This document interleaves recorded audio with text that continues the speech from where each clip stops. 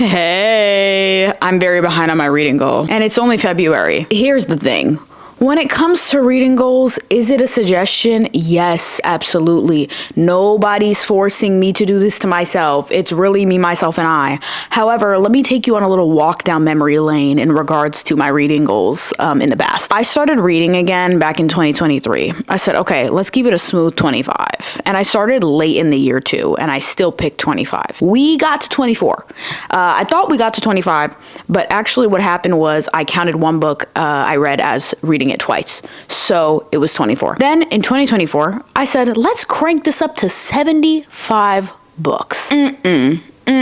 Well, guess what? We still made it. We made it. Yeah, I read 75 books last year. Was very proud of that. And then this year, I decided we're going to do 100. 100 books. And you know how many I've read in the first 2 months of the year? 10. It's not giving you're gonna read 100 books by the end of the year if you're averaging 5 per month, you know? I wanted to do a little January, February reading wrap up. I only read 3 books in January. For some, that's a lot. For me, given the fact that I do this full time, that is giving, did you ever show up to work? When it came to February though, I read a whopping 7 books, which is honestly really good for me because I was in a slump at the end of 2024. If y'all know, Q4 reading slump was literally killing me. Like, I felt so sick to my stomach. The fact that I just could not pick up a book at the end of the year made me so sad, but it's fine. We came out of it. January was still a little bit wobbly. We made something shake, and now look at February. We're winning 7 books. So in this video, I'm just going to take you guys through the books that I read in the past couple of months, talk about them a little bit. It's going to be kind of chaotic because I feel like that's fun. Let's keep it interesting. I'm not a teacher, you know, I just want to chat. I am gonna have to put my latte down though, which makes me sad. I'll miss you. The stack of books is right there. Let's get into it. So we started off the year with a bang. I said, we're gonna start off with the famous Shatter Me series by Tara Mafi. Y'all. This scratched that dystopian itch that I haven't scratched in many, many, many years. I also didn't know that that quote that circulates on TikTok with that audio, the really dramatic audio, and the quote is, I spent my life folded between the pages of books. In the absence of human relationships, I formed bonds with paper characters. That's our girl Juliet. Right here. Shatter Me, for those of y'all that don't know, which I don't know how you don't know what Shatter Me is because it's all over book internet spaces. You can't escape Shatter Me. It's about a girl who has a lethal touch in a dystopian world. Like, the world has been ravaged by climate change and corrupt governments and things like that. You know the dystopian vibe. I don't have to explain that to you. Juliet has been locked up by what they call the reestablishment, which creative name now. But then she finally decides she's gonna fight back, and that's the story of the first book. Shatter Me came out in 2011. I was within the age range of people who should have read this book, especially because I was totally in my dystopian era when I was this age. I don't know how this passed me by. First time I ever heard about Shatter Me was on TikTok. I'm gonna be honest, the writing wasn't my favorite, but was it really enjoyable? Was I entertained? Yeah. I think it's just one of those things where sometimes you need to pick up one of these types of books, like a just really kind of cheesy YA dystopian book, and just take it for what it is. I went into it wanting to have a YA dystopian vibe, and I got a YA dystopian vibe. I definitely will continue the series. I need to find out what happens with Aaron Warner. Everybody talks about Aaron Warner. Okay, let me figure out his story, but also like Juliet too, I guess. I randomly bought the next 2 books at Barnes & Noble, so definitely going to continue reading. I gave it 3 stars. I feel like that's fair. Like, it makes sense. It fits the bill. It fits the bill. I do want to read This Woven Kingdom, that series by Tara Mafi, because Amina cannot ever stop talking about that, and now I'm intrigued. And I really just want to like read more Tara Mafi books. I don't know why. Like, don't ask me why. I have no clue why. Maybe I just want to be a part of the club, but I'm intrigued, and I've honestly heard that This Woven Kingdom is better than Shatter Me. So at some point I will get into that. Anyway, that's me. That's Shatter Me. making a very big jump into Hardly Strangers by A.C. Robinson. Our girl Shira's out at a bar one night. She's supposed to have a date with like this loser dude. Like when I say loser dude, I mean truly loser dude. We meet him a little bit at the beginning and he's just not a vibe at all. And I'm like, why would you even agree to go out with this guy? Anyway, but then while she's waiting at the bar with her friends, she runs into this like super famous musician that everybody knows except for her, kind of. He's the front man of an Irish punk band. And I'm like, yeah, give me one of those. Give me 12 of those, please. Give me 12 of those. And they just have this immediate attraction.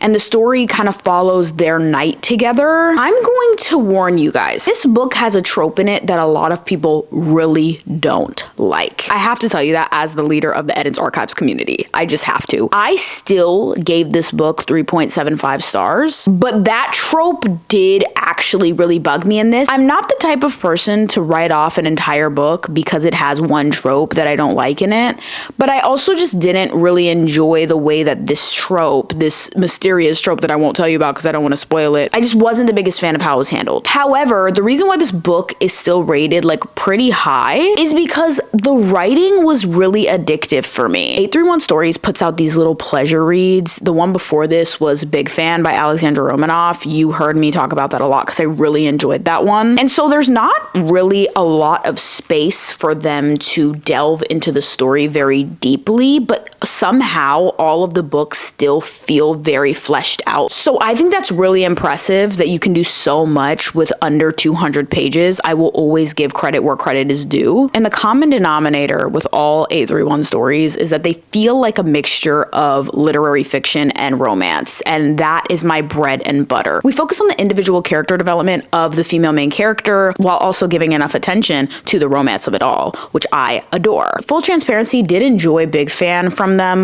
more. I still think Hardly Strangers is worth a read because I think it's just a refreshing take on a romantic story. You don't necessarily have to want the love that's in this, but I do think it's interesting to read nonetheless. The first half of this though, before the introduction of said trope that I dislike, I was addicted to it. Truly. Will be liked by some and strongly disliked by others, but that's what you get, you know, when you're trying out something new. Next up, we have another romance book. This one is very popular. We have Check and Mate by Ali Hazelwood. Lexi, aka Newly Nova, my queen and my good friend, recommended this book to me and she was like, Eden, I'm telling you, this is Ali Hazelwood's best work. And I was a little bit doubtful of that because Bride is my favorite Ali Hazelwood book. I stand in that. I was really thinking about that recently. I was like, is Bride my favorite book from Ali Hazelwood? And I think I came to the conclusion that yes, it is. And I hold no shame in that. Absolutely none. I haven't read all of Ali Hazelwood's books, to be honest with you. I've read quite a few of them,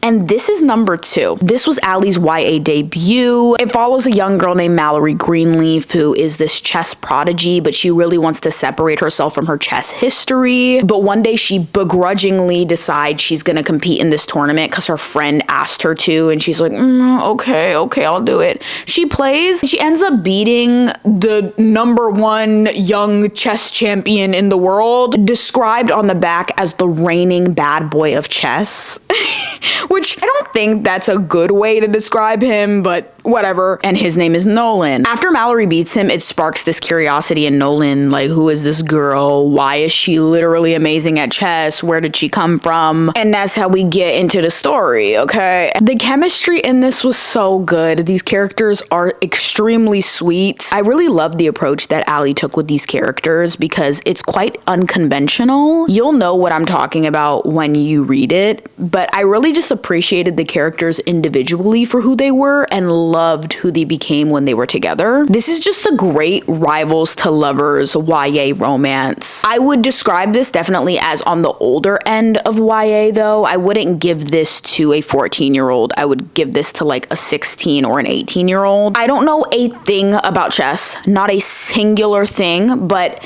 the way that Ali wrote this, and she does this a lot because she writes STEM romances, she writes like workplace romance, and she somehow makes me feel feel like a professional in the spaces that she's writing about with me knowing absolutely nothing. Me starting with ground zero knowledge on the topics. The first time that she made me feel this way was with Love Theoretically, which was my first Allie Hazelwood book ever. Sure, like, was there still some stuff I didn't get? Yeah, because I have this thing where if I don't understand something immediately, I want to skip it.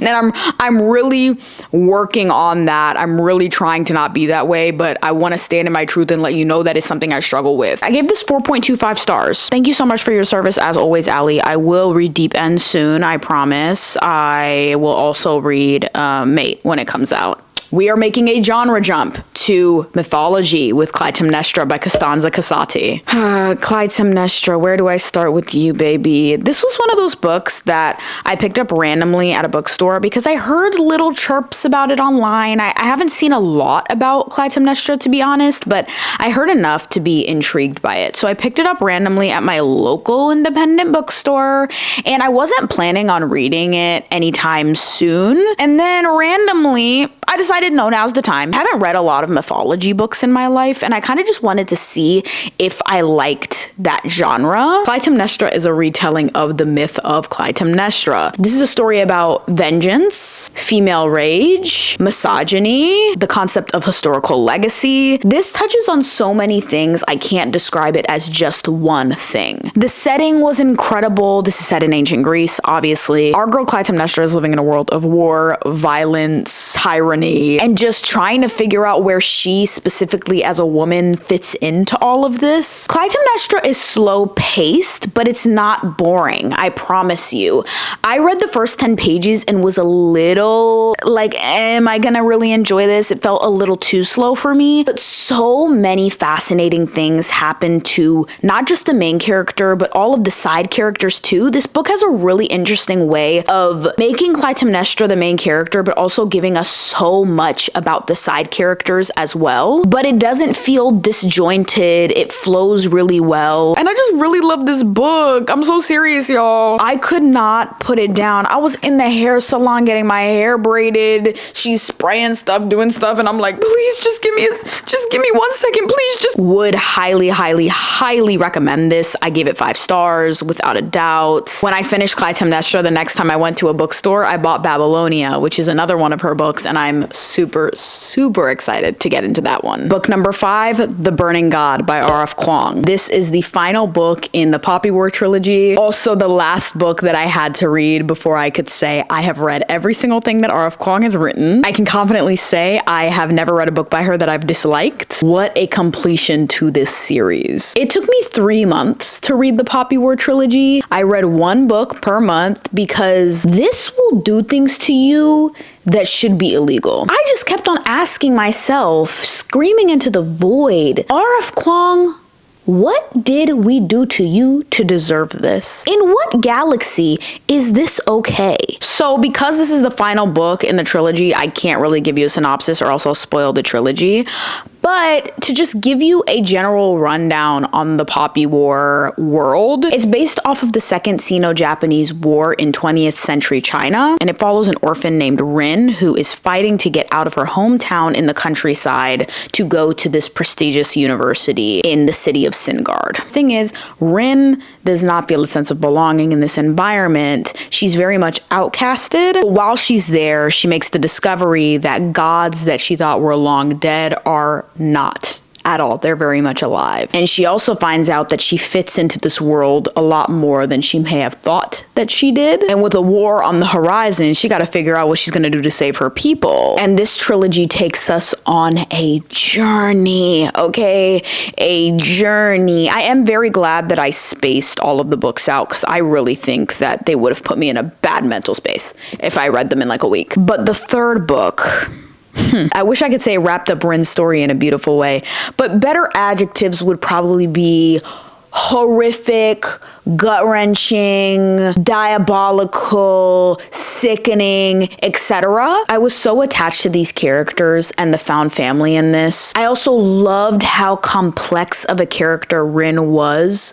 I hate when I see people saying, oh my god, I hate Rin, she's the worst FMC ever. Y'all don't get it, okay? If you were put in this girl's position, what the hell do you think you would do? It really made me think a lot about the concept of there is no perfect victim, and I was constantly faced with moral dilemmas every turning page in this book. And I could relate to Rin a lot, and although she made a lot of decisions that I feel I wouldn't have made in all of the books, but especially in the third book, I can't say that for certain, and that's what I really loved about this book. I gave The Burning God 5 stars. I am so excited for Catabasis. It comes out in August. I have an e-arc. I don't know when I'm gonna read it. I really don't. We're gonna see. Maybe soon, maybe not soon. I don't know. I'm nervous, but I'm so excited at the same time. Getting back into romance, we have Before I Let Go by Kennedy Ryan. This is a second chance romance between Yasmin and Josiah. They have kids together. They're trying to navigate the world of co-parenting. They divorced 2 years prior to this book's start. Although they are divorced, they still have a spark. They still have to see each other all the time. So you see them going through the motions of not knowing how to handle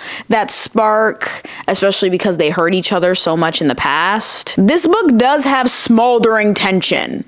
I will give you that. And I do love a second chance romance. I do. However, this was not as good as I wanted it to be. I can't put my finger on exactly why it fell flat for me. It may have been because I felt like we were just going in circles a lot.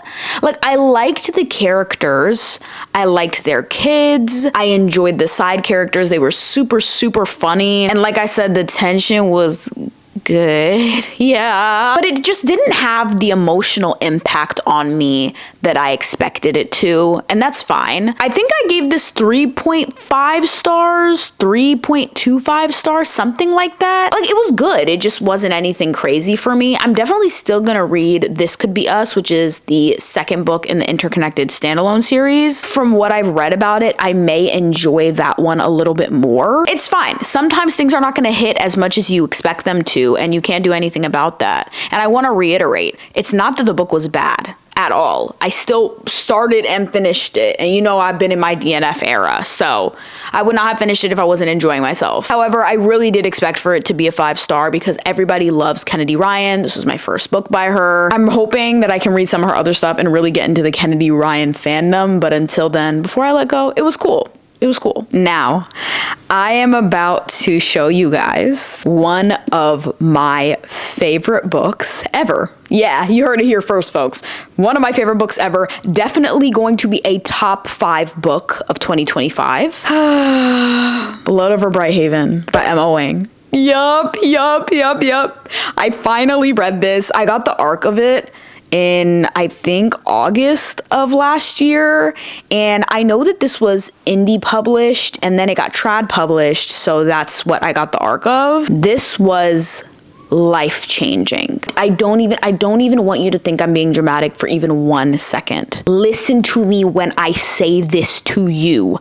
I adored this book, okay? This book is set in the city of Tehran. It is a city run completely by magic. And our main character, Siona, she's an orphan and she lives with her aunt, has devoted her life to studying magic. And her goal is to be the first woman ever admitted to the high magistry. To Siona, she lives in a very fair world where magic is only used for good. But when she gets to become a high mage, she starts to learn some things about how her city actually runs and has the biggest moral dilemma that she's ever had. Siona was one of the best FMCs that I've read in a while. However, my favorite character in this book was the man who becomes Siona's lab assistant, Tomo. I don't want to tell you any more about it because I want you to have the same experience that I had while you're reading it, but Tomo plays such a large role in this story. I love that both of them dearly, dearly. This was such a beautifully devastating book. The commentary that it makes on higher education, colonization, exploitation, but through this extremely unique magic system that honestly is one of my favorite magic systems that I think I've ever read. Chef's kiss, bro. You have to really pay attention while you're reading it because the magic system is pretty intricate and you want to make sure that you're understanding every single bit and piece. So definitely take the time to do that while you're in the first however many 150 pages of the book. Tamil and Siona, man. Ugh, it was just brilliant. It was brilliant. I don't know how she did it. And then after I finished Blood Over Brighthaven, I bought The Sword of Kaigan by the same author, and everybody's telling me that The Sword of Kaigan is gonna mess me up way more than Blood Over Brighthaven did. I just love when a book is gonna make me question my existence and my life. Like Babel made me do that, The Poppy War made me do that, and Blood Over Brighthaven definitely has entered that category. I would highly, highly recommend Blood Over Brighthaven, really. It was 5 stars, honestly 6 stars. It entered my 6-star category, and I will never shut up about that book, ever. I'm honestly itching to reread it, and I just finished it a few weeks ago. Like, what? That's a homework assignment, actually. Everybody has to read Blood Over Brighthaven. It's not a choice. Like, I demand it. I'm the queen. I'm the queen and I demand it. Next up, we have Juniper and Thorn by Ava Reed. This is my second Ava Reed book I've ever read. A gruesome curse, a city in upheaval, a monster with unquenchable appetites. This book follows Marlinchen. If I'm pronouncing her name wrong, I'm so sorry, but it is literally spelled Marlinchen. Don't know how to pronounce that at all. But Marlinchen, we're gonna call her Marlinchen. Marlinchen? Marmar. Maybe we should just call her Marmar. Marmar lives, I'm not gonna call her Marmar. Our FMC lives with her 2 older sisters in a house with their extremely abusive and xenophobic father who literally hates everybody. He has something against everyone in the city they live in. He never lets them leave the house. They're actually never allowed to leave the house, seriously. That's not an exaggeration. They're allowed to go in their garden, which has a lot of mythical creatures that do very odd things. You'll kind of wonder if your imagination is functioning properly while reading this. But anyway, I digress. One night, Marlinchen and her sisters sneak out to have a night on the town, go see a show, perhaps. And Marlinchen's sisters, they've been doing this for a minute, but this is the first time that she actually goes with them. But when Marlinchen goes out, she finds her man, actually. Yeah, her heart starts to go pitter-patter for one of the performers at the show they went to. And this inspires her to go on more late-night rendezvous.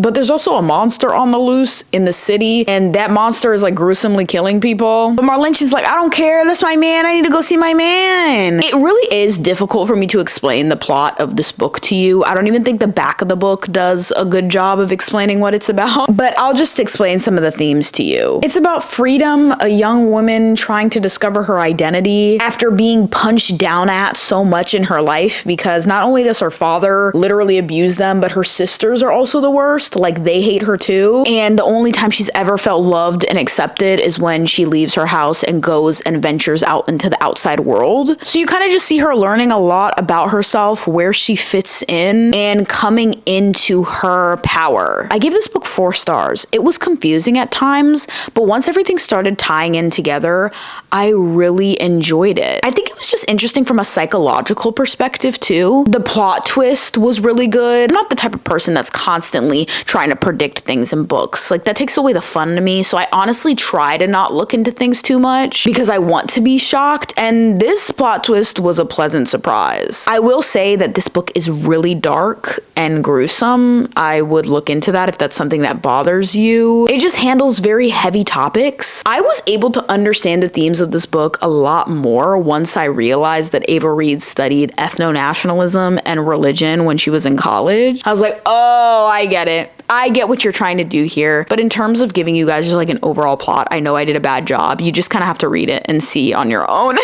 So this is book number 9, Black Friend by Ziwei. This is a collection of essays that she wrote, I think, a couple years ago. I wanted a little memoir moment. This book takes us into the mind of Ziwei, what it's like navigating the American media landscape as a Black woman, her personal experiences in her childhood, really relatable stories about being the child of immigrants, parents, what it's like growing up as a minority in this country, being considered an outcast, and how all of that really contributed to what she's doing in media today. I loved this. I related a lot to it because I'm also Black and a child of immigrants, and some of the stories that she told in this, from not just when she was younger, but also modern day, were so funny, bro. They were so funny. And it's just kind of one of those things where it's, if you get it, you get it. If you don't, you don't. But I would recommend this to anybody. I also love how every chapter starts with an excerpt from an interview she's done in the past. Ziwe's approach to interviewing is so unique. I really put her and Amelia de Molenberg in their own class. They have changed the game when it comes to celebrity interviews, and I respect them a lot, especially after watching interviews of Amelia de Molenberg talking about how she came up with Chicken Shop Date and everything that she had to do, and just like her come up in general. And finding out more about Ziwe's was also a really special experience. This was short, but it has a lot of footnotes that I would highly recommend you actually take the time to read, because the footnotes contribute to the comedy in this, but they also give good background information that you need to fully understand what she's talking about. I gave this 4 stars, and if you have never watched one of Ziwe's interviews, I highly recommend that you do. One of my favorites is her interview with Caleb Heron. Oh my god, I love him so much, but also that interview had me cackling. And it just really gives you a good idea of who Ziwe is and what she's trying to do, and would also obviously recommend that you read the book Black Friend. Then the last book that I completed in February was One Golden Summer by Carly Fortune. This is an arc of her upcoming release that comes out in May. I have read every single Carly Fortune book that's out except for Meet Me at the Lake, and I bought that recently, so I'm going to read that soon. But One Golden Summer, we are back at Barry's Bay. If you've read Every Summer After, you know what I'm talking about. If you haven't, I highly recommend that you read that before you read this. It's not completely required. However, I do think that this is one of those things where you really should read that book before you read this one. It's not even like an interconnected standalone series. It's really not. But this book does follow a character named Charlie, who is the brother of the MMC in Every Summer After. So you'll just get the background lore that I do think is necessary to really enjoy this for what it is. Anyway, our FMC Alice, she's a photographer, and she decides that she's going to spend a summer with her grandmother in a cottage at Barry's Bay. She's only been to Barry's Bay once in her life, one summer when she was 17. But because Barry's Bay is filled with magic, they decide that they're gonna go and spend another summer there. But like I said, Alice is a photographer, and when she spent that summer there when she was 17, she snapped this really beautiful photo of 3 teenagers who were riding on a yellow speedboat on the bay. And she's always really cherished that photo, but when she returns to Barry's Bay, she runs into one of the guys that she took a photo of, Charlie Florrick. And he is fine as wine, yes. And this is the beginning of one hella golden summer. I got the opportunity to be on a Zoom call with Carly Fortune and a bunch of other book creators many months ago when she announced this book, and she said that she was really inspired to write not just Alice's story but Charlie's story, because Charlie was a character that people loved from Every Summer After. And I'm gonna be honest, this was my favorite Carly Fortune book. It put me in the summer mood. It did. Like, it's kind of still chilly outside, but it made me feel warm. It made me feel warm. I love Charlie. I love him so much. He's such a shameless flirt, and I hate when MMCs are cocky in books, but like, he's not cocky, he's just confident and like goofy, you know? And I think Charlie's character development is really beautiful. He made me overlook some very bad things he did in the past just because I'm gonna make an excuse for my man, okay? I am. I don't really have an excuse for it. I love him. And I think that his and Alice's story was beautiful. They kind of just got to act like teenagers again in this, and the ending was my favorite ever. Oh my god, I'm trying to like give you a better explanation of everything, but I'm just gushing over this book. I was obsessed with it. I gave it 5 stars. It is going to be the book of the summer. the book of the summer, like I'm calling it now. Highly recommend y'all get into that. I want to go to Barry's Bay. Where is Barry? Barry! I want to go to Barry's Bay. Somebody take me to the beach. I don't just want to go to the beach. I want to find my man at the beach. I want to find my husband at the beach. Makes me sick just thinking about it. And we're going to have a little honorable mention in this video of a book that I started but haven't finished because I just want an excuse to talk about this book. I am doing my Legendborn reread right now because Oathbound, the third book in the Legendborn cycle, is coming out next week on March 4th. I'm enjoying Legendborn even more the second time reading it than I did the first, and I didn't even know that was possible. I'm not gonna tell you guys about Legendborn because if you've been following me for a minute, I never shut up about this book. You already know what it's about. If you want to find out more, go to one of my TikToks and I'm probably talking about it. Literally go to any TikTok and I'm probably talking about Legendborn. But I just needed to tell you guys how excited I am about that third book. I am about to finish Legendborn. I have maybe 100 pages left and then I'm gonna hop into my Bloodmarked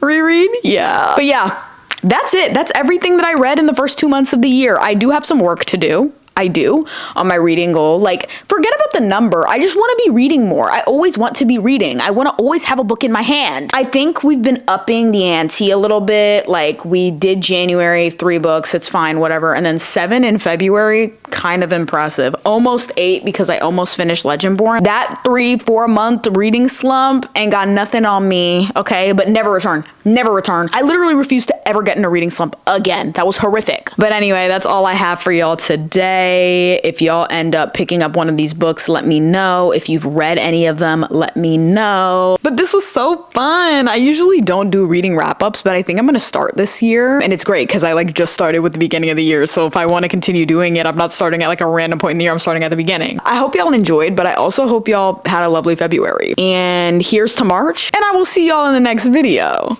Bye!